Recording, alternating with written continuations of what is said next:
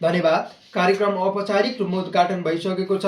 सम्पूर्ण महानुभावहरूमा म जानकारी गराउन चाहन्छु।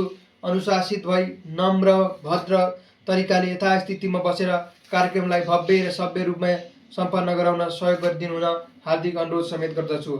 अब ढिला नगरिकन कार्यक्रमलाई म सरसठी रूपमा अगाडि बढाउन गइरहेको छु। यस कार्यक्रममा अब शुभकामना मन्तव्यको क्रम रहेको छ।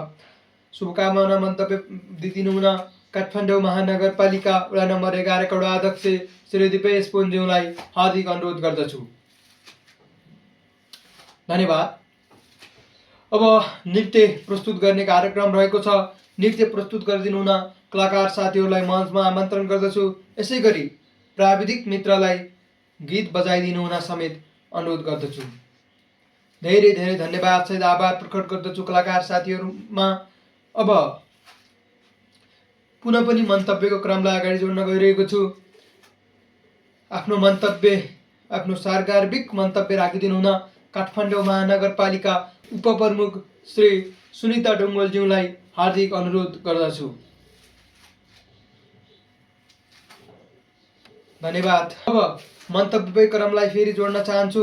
यस कार्यक्रमका प्रमुख अतिथि काठमाडौँ महानगरपालिकाका प्रमुख, युवा लिडर, लोकप्रिय व्यक्ति आदरणीय बालेन्द्र शाह बालेनज्यूलाई आफ्नो सार्वजनिक र महत्त्वपूर्ण मन्तव्य र भनाइ राखिदिनु हुन हार्दिक अनुरोध गर्दछु।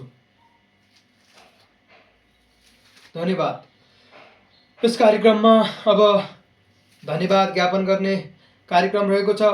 यस कार्यक्रममा उपस्थित सम्पूर्ण महानुभावहरूमा धन्यवाद ज्ञापन गरिदिनु हुन यस कार्यक्रमका संयोजक श्री पशुपति दाहालज्यूलाई हार्दिक अनुरोध गर्दछु। धन्यवाद। अब यस कार्यक्रममा मायाको चिनो प्रदान गर्ने कार्यक्रम रहेको छ।